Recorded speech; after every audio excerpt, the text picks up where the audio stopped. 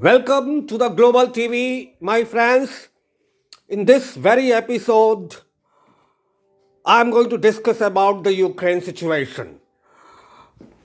Vladimir Putin, Russian president, calls it military operation of Russian forces. The West calls it Russia's invasion.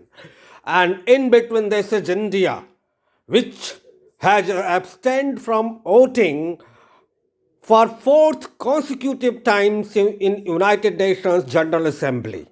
In this situation, what it means? It means that India either wants peace or it sides with Russia. It's very clear. There is absolutely no doubt about it. And in between this, Indian leadership, under able leadership of Prime Minister Narendra Modi, is putting an untiring effort to bring back all Indians from war hit areas. A few hours back, C-16's Globemaster Hercules plane landed at Hindon Air Base near Delhi. Four ministers of government had gone for evacuation operation in close watch of Ministry of External Affairs under the leadership of Dr. S. Jaishankar and Prime Minister's office, PMO. Zelensky has released another statement and he has challenged Russian leadership Vladimir Putin that Russia will be defeated. The NATO countries are not coming in support of Ukraine and we are in the eighth day of war. What will be implications of this war? Nobody knows. Vladimir Putin has decided and has taken a concrete decision. And those of my friends and experts who believes that Ukraine is a reason for this ongoing conflict or war are hugely wrong. No, my friends, Ukraine is not out and out reason for this war. And behind this is a historical crisis of geography between Russian countries, Russian speaking countries, and a fight between Western and Eastern Bloc countries.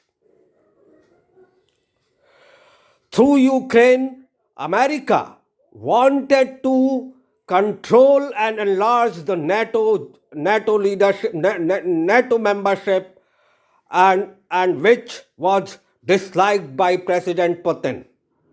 Russia never wanted that Ukraine should join NATO and allow NATO troops under the nose of Russian boundaries.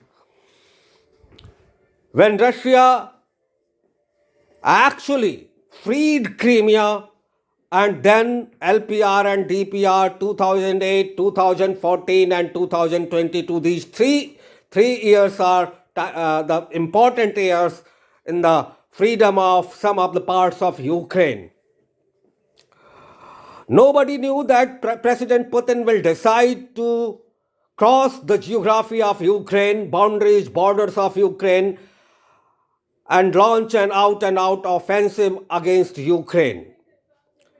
Zelensky is having huge support of NATO forces, and nobody knows how he is getting so much ammunition, arms, that he has registered huge Russian armies for 8 days. Today is the second round of talks supposed to happen between Russia and Zelensky. In first round of talks, Zelensky asked Russian leadership, Russian delegation, that they should immediately leave Ukrainian boundaries, and talks failed. What will happen today? Today's talk nobody knows. But all peace-loving groups and individuals are actually trying to bring out a solution of this situation. I have interviewed some of the top brains on Western side and in Russia. Some of them, when I first asked when the crisis had not started, the war had not started, that is this Vladimir Putin's ambition that he want to bring back all CIS countries under former USSR countries under one roof. That might not be a region. And as saying goes in Russian speaking countries, nobody knows what is in Vladimir Putin's mind. But Director General of Russian International Affairs Council told me that he quoted a Kazakh leader. He said, those who does not regret in disintegration of USSR, they are heartless. But those who thinks that USSR will again be in place, they are brainless. And in between this, there is one harsh reality, a very bitter truth, which West never want to highlight. And that truth is that after freeing Crimea and Donbass, Ukrainian army was actually torturing Crimean peoples and also the people of Donbass in East Ukraine. In this situation, many will say that Vladimir Putin is out and out wrong. It's not the case. It's a war against a culture. War for existence of a unique culture which is called Russian culture. And you know, these 18 countries which were part of former USSR, they are culturally one. They speak one language, they live like one country, they think like one country, their lifestyle, their cultural background, their language, everything is one. So if and in this for decades and decades, Vladimir Putin was asking Western countries to come on talk table and give a security guarantee. What is the security guarantee? Security guarantee is that NATO forces will not invade Russia. And there is a huge number of, there are 36 countries which are part of NATO countries. And NATO has its armed presence, air, field, navy, everything just surrounding Russia.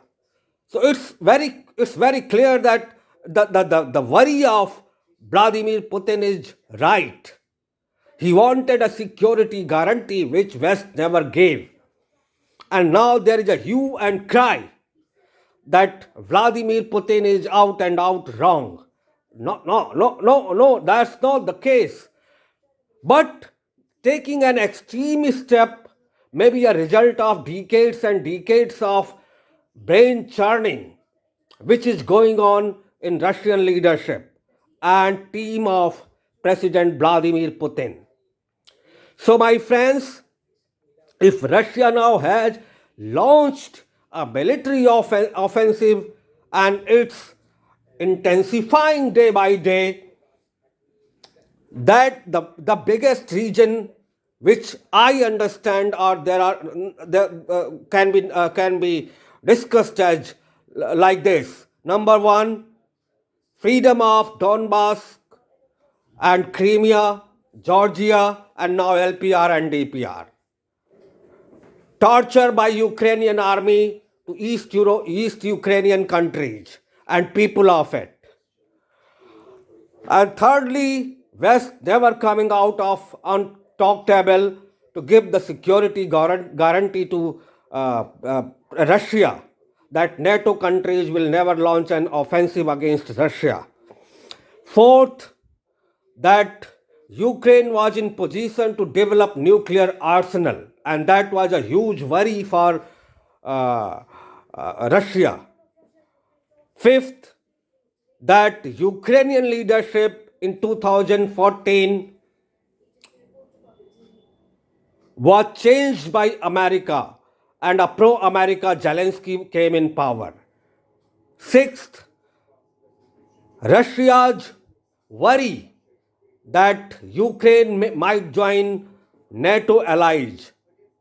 And finally, seventh, the worry coming true, finally Zelensky joining European Union. So these 7 reasons are enough to understand why Vladimir Putin have launched an military offensive against Ukraine. Those who think that Vladimir Putin is the only villain is out and out wrong. He is not a villain in that area. Only yesterday I was talking to professor of St. Petersburg University. He said Putin still enjoys 65% support of Russian speaking people.